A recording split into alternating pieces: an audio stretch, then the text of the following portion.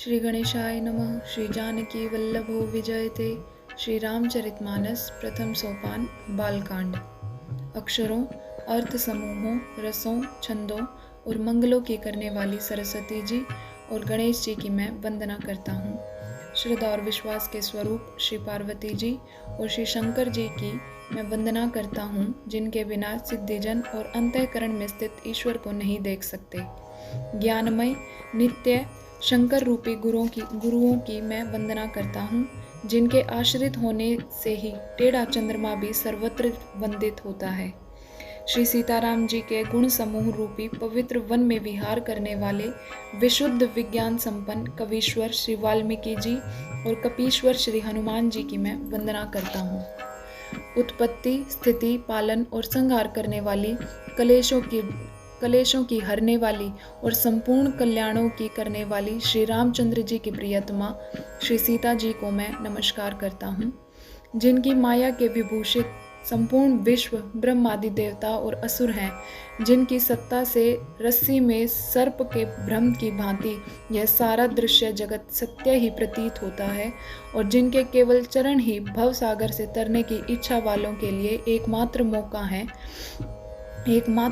है। उन समस्त कारणों से पर सब कारणों के कारण और सबसे श्रेष्ठ राम कहने वाले भगवान हरि की मैं वंदना करता हूँ।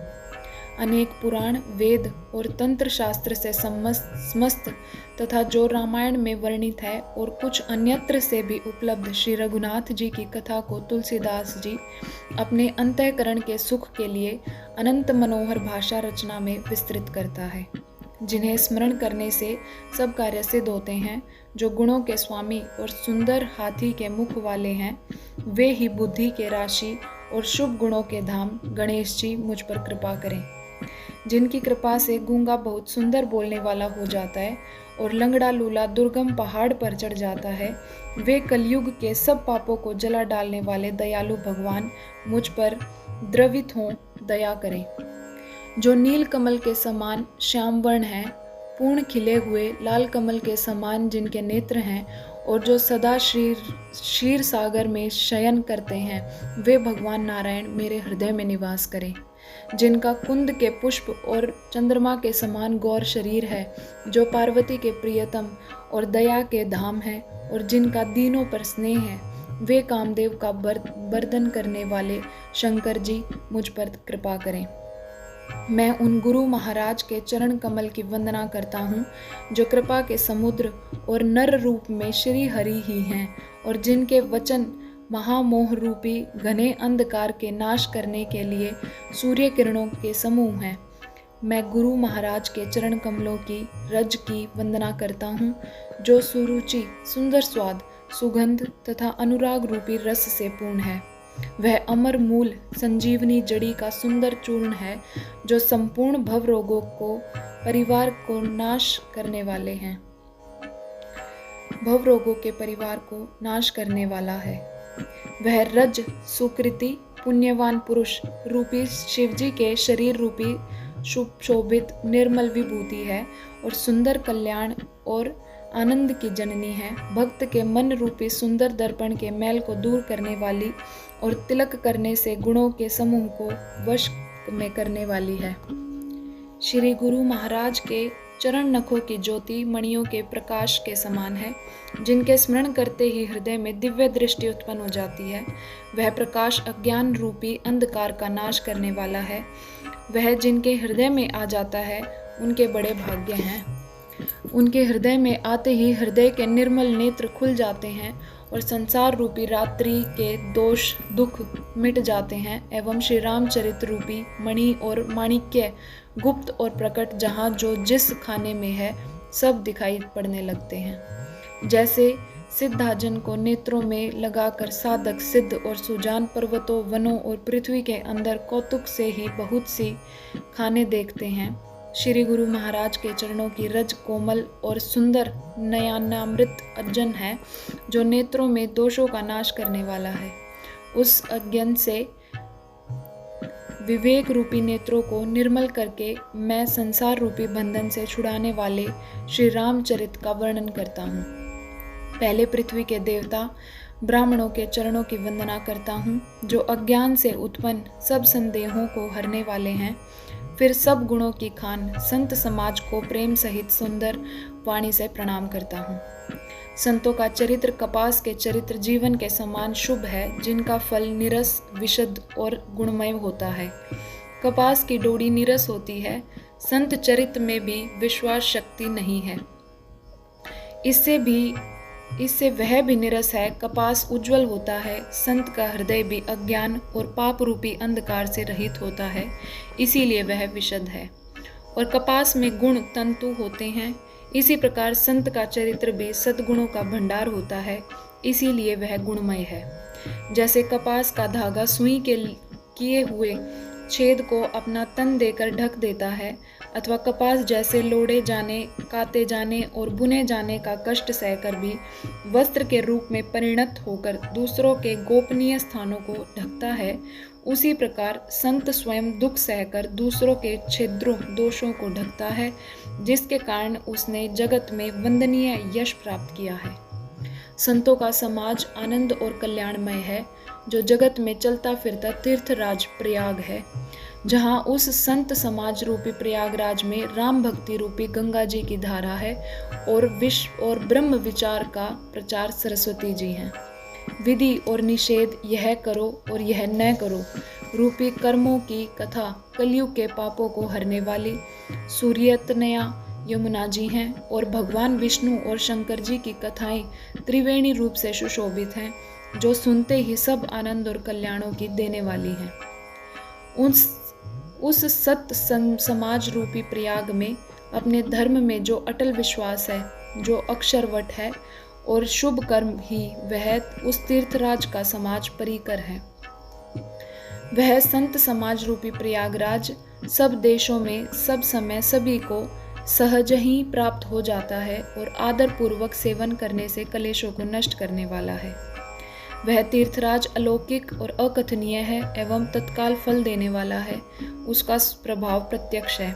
जो मनुष्य इस संत समाज रूपी तीर्थराज का प्रभाव प्रसन्न मन से सुनते हैं और समझते हैं और फिर अत्यंत प्रेम पूर्वक इनमें गोते लगाते हैं, वे इस शरीर के रहते ही धर्म, अर्थ, काम, मोक्ष चारों फल पा जाते हैं।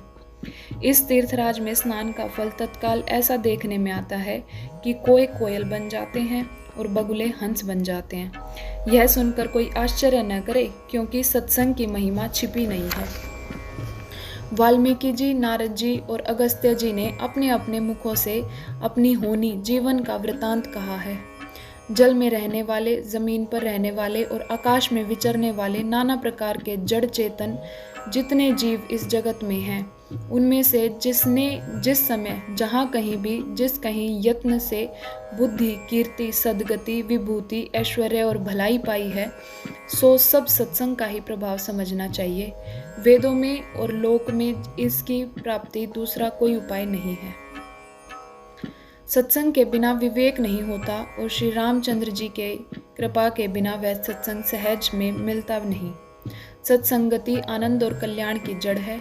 सत्संग की सिद्धि प्राप्ति ही फल है और सब साधन तो फूल हैं। दुष्ट भी सत्संगति पाकर सुधर जाते हैं। जैसे पारस के स्पर्श से लोहा सुहावना हो जाता है, सुंदर सोना बन जाता है, किंतु देवयोग से यदि कभी सज्जन कुसंगति में पड़ जाते हैं तो वे भी वहाँ भी सांप की मणि के समान अपने गुणों का ही अनुसरण करते हैं। अर्थात जिस प्रकार सांप का संसर्ग पाकर भी मणि उसके विष को ग्रहण नहीं करती तथा अपने सहज गुण प्रकाश को नहीं छोड़ती, उसी प्रकार साधु पुरुष दुष्टों के संग में रहकर भी दूसरों को प्रकाश ही देते हैं। दुष्टों का उन पर कोई प्रभाव नहीं पड़ता। ब्रह्मा, विष्णु, शिव, कवि और पंडितों की वाणी भी संत महिमा का वर्णन करने में सकुचाती है। वह मुझसे किस प्रकार नहीं कही जाती, जैसे साग तरकारी बेचने वाले से मणियों की गुण समूह नहीं कहे जा सकते। मैं संतों को प्रणाम करता हूँ, उनके चित्त में समता हूँ, जिनका न कोई मित्र है न शत्रु। जैसे अंजलि में रखे हुए सुंदर फूल जिस हाथ में फूलों का तोड़ा और जिसने उनको रखा, उन दोनों ही हाथों को समान रूप से सुगंधित करते हैं। वैसे ही संत शत्रु और मित्र दोनों का ही समान रूप से कल्याण करते हैं। संत सरल हृदय और जगत के हितकारी होते हैं। उनके ऐसे स्वभाव और स्नेह को जानकर मैं विनय करता हूँ।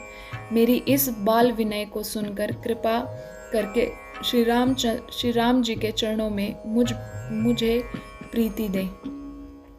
अब मैं सच्चे भाव से दुष्टों को प्रणाम करता हूँ, जो बिना ही प्रयोजन अपना हित करने वाले के भी प्रतिकूल आचरण करते हैं।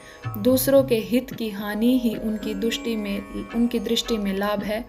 जिनको दूसरों के उजड़ने में हर्ष और बसने में विषाद होता है, जो हरि और हर के यश रूपी पूर्णिमा के चंद्रमा के लिए राहु के समान है, अर्थात जहाँ कहीं भगवान विष्णु का या शंकर के यश का वर्णन होता है, उसी में बाधा देते हैं। और दूसरों की बुराई करने में सहस्त्र बाहु के समान वीर हैं, जो दूसरों के दोषों को 1000 आंखों से देखते हैं और दूसरों के हित रूपी घी के लिए उनका मन मक्खी के समान है, अर्थात जिस प्रकार मक्खी घी में गिरकर उसे खराब कर देती है और स्वयं भी मर जाती है, उसी प्रकार दुष्ट लोग दूसरों के बने बनाए काम को अपनी हानि करके उन्हें बिगाड़ देते हैं। जो तेज दूसरों को जलाने वाले ताप में अग्नि और क्रोध में यमराज के समान है, पाप और अवगुण रूपी धन में कुबरे के समान धनी है, जिनकी बढ़ती सभी के हित का नाश करने के लिए केतु पुच्छल तारे के समान है और जिनके कुंभकर्ण की तरह सोते रहने ही भलाई है। जैसे ओले खेती का नाश करके आप भी गल जाते हैं, वैसे ही वे दूसरों का काम बिगाड़ने के लिए अपना शरीर तक छोड़ देते हैं। मैं दुष्टों को 1000 मुख वाले शेष के समान समझकर प्रणाम करता हूँ, जो पराये दोषों का 1000 मुखों से बड़े रोष के साथ वर्णन करते हैं। पुनः उनको राजा पृथु, जिन्होंने भगवान का यश सुनने के लिए 10,000 कान मांगे थे, के समान जानकर प्रणाम करता हूँ, जो 10,000 कानों से दूसरों के पापों को सुनते हैं। फिर इंद्र के समान मानकर उनकी विनय करता हूँ, जिनको सुरा, मदिरा, नीकी और हितकारी मालूम देती है। इंद्र के लिए भी सुरानीक अर्थात देवताओं की सेना हितकारी है।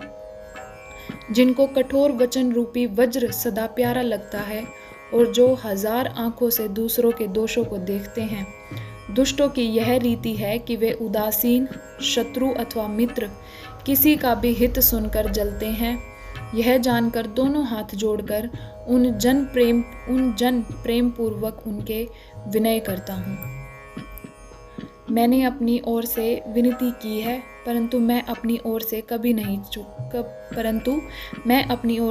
नहीं चूकेंगे।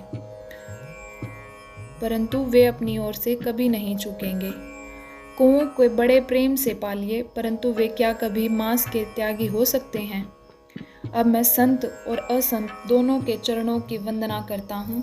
दोनों ही दुख देने वाले हैं, परंतु उनमें कुछ अंतर कहा गया है। वह अंतर यह है कि एक संत तो बिछुड़ते समय प्राण हर लेते हैं और दूसरे असंत मिलते हैं तब दारुण दुख देते हैं, अर्थात संतों का बिछुड़ना मरने के समान दुखदायी होता है और असंतों का मिलना दुखदायी होता है। दोनों संत और असंत जगत में एक साथ पैदा होते हैं, पर एक साथ पैदा होने वाले कमल और जोक की तरह उनके गुण अलग अलग होते हैं।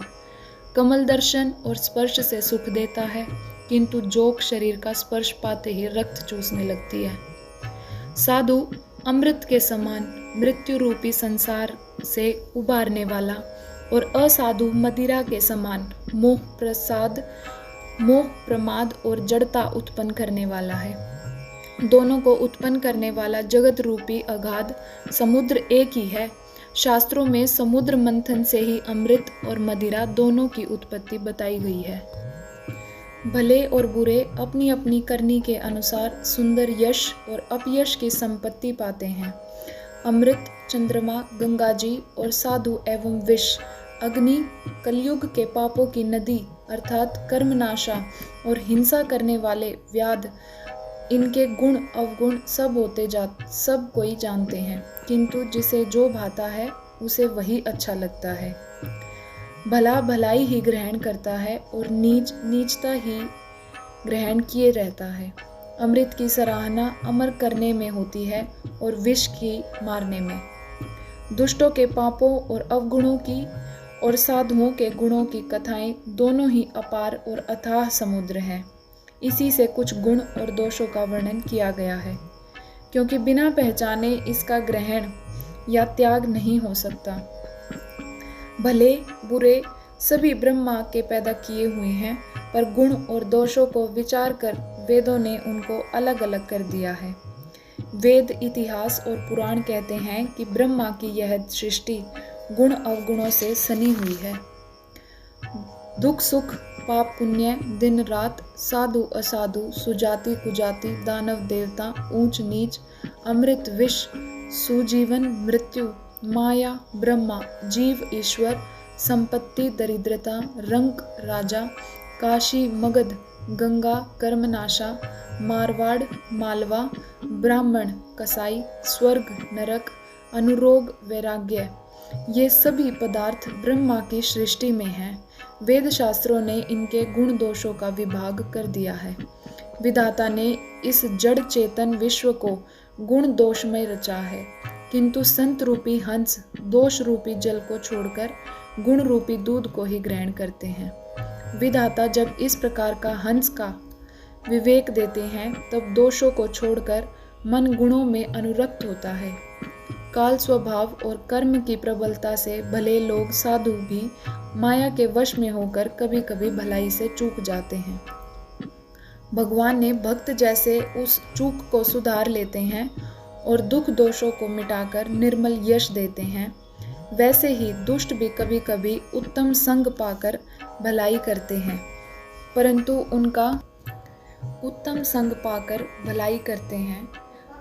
उनका कभी भंग न होने वाला मलिन स्वभाव नहीं मिटता। जो वेशधारी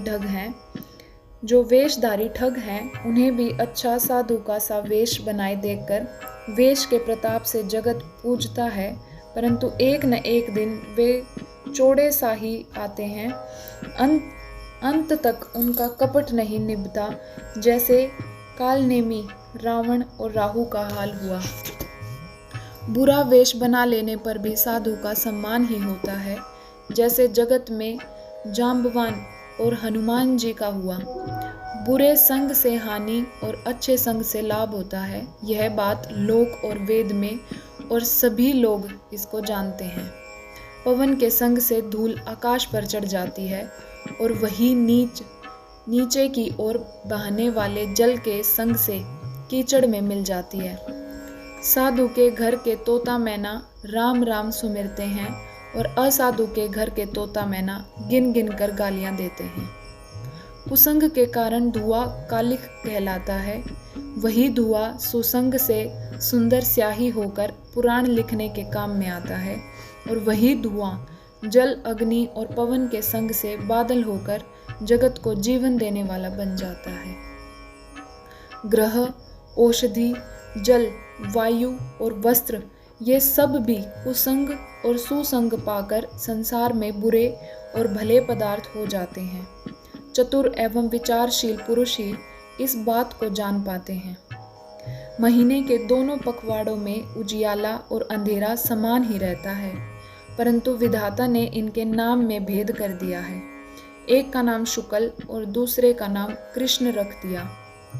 एक को चंद्रमा का बढ़ाने वाला और दूसरे को उसका घटाने वाला समझकर जगत ने एक को सुयश और दूसरे को अपयश दे दिया। जगत में जितने जड़ और चेतन जीव हैं, सबको राममय जानकर मैं उन सब के चरण कमलों की सदा दोनों हाथ जोड़कर वंदना करता हूँ। देवता, दैत्य, मनुष्य, नाग, पक्षी, प्रेत, पितर, गंधर्व, किन्नर और निशाचर, सबको मैं प्रणाम करता हूँ। अब सब मुझ पर कृपा कीजिए। 84 लाख योनियों में 4 प्रकार के स्वेदज, अंडज, उद्भिज, जरायुज जीव जल, पृथ्वी और आकाश में रहते हैं। उन सब से भरे हुए इस सारे जगत को सीता राममय जानकर मैं दोनों हाथ जोड़कर प्रणाम करता हूँ। मुझको अपना दास जानकर कृपा की खान आप सब लोग मिलकर जल छोड़कर कृपा कीजिए। मुझे अपने बुद्धि बल का भरोसा नहीं है, इसीलिए मैं सबसे विनती करता हूँ। मैं श्री रघुनाथ जी के गुणों का वर्णन करना चाहता हूँ, परंतु मेरी बुद्धि छोटी है और श्री राम जी का चरित्र अथाह है। इसके लिए मुझे उपाय एक भी अंग अर्थात कुछ लेश मात्र भी उपाय नहीं सूझता। मेरे मन और बुद्धि कंगाल है, किंतु मनोरथ राजा है। मेरी बुद्धि तो अत्यंत नीची है और चाह बड़ी ऊंची है। चाह तो अमृत पाने की है, पर जगत में जुड़ती छाछ भी नहीं। सज्जन मेरी ठिठाई को क्षमा करेंगे और मेरे बाल वचनों को मन लगाकर प्रेम पूर्वक सुनेंगे। जैसे बालक जब तोतले वचन बोलता है तो उसके माता पिता उन्हें प्रसन्न मन से सुनते हैं, किंतु क्रूर कुटिल और बुरे विचार वाले लोग जो दूसरों के दोषों को ही भूषण रूप से धारण किए रहते हैं, अर्थात जिन्हें पराये दोष ही प्यारे लगते हैं, हंसेंगे। रसीली हो या अत्यंत फीकी, अपनी कविता किसे अच्छी नहीं लगती, किंतु जो दूसरों की रचना को सुनकर हर्षित होते हैं, ऐसे उत्तम पुरुष जगत में बहुत नहीं हैं। हे भाई, जगत में तालाबों और नदियों के समान मनुष्य ही अधिक हैं, जो जल पाकर अपनी ही बाढ़ से बढ़ते हैं, अर्थात अपनी ही उन्नति से प्रसन्न होते हैं। समुद्र सा तो कोई एक बिरला ही सज्जन होता है, जो चंद्रमा के पूर्ण देखकर दूसरों का उत्कर्ष देखकर उमड़ पड़ता है। मेरा भाग्य छोटा है और इच्छा बहुत बड़ी है, परंतु मुझे इस विश्वास है कि इसे सुनकर सज्जन सभी सुख पाएंगे और दुष्ट हंसी उड़ाएंगे, किंतु दुष्टों के हंसने से मेरा हित ही होगा। मधुर कंठ वाली कोयल को कोए तो कठोर ही कहा कहते हैं, जैसे बुगले हंस को और मेंढक पिपेहे को हंसते हैं, वैसे ही मलिन मन वाले दुष्ट निर्मल वाणी को हंसते हैं। जो न तो कविता के रसिक हैं और न जिनका श्री रामचंद्र जी के चरणों में प्रेम है, उनके लिए भी यह कविता सुखद हास्यरस का काम देगी। प्रथम तो यह भाषा की रचना है, दूसरे मेरे बुद्धि बोली है, इससे यह हंसने के योग्य ही है।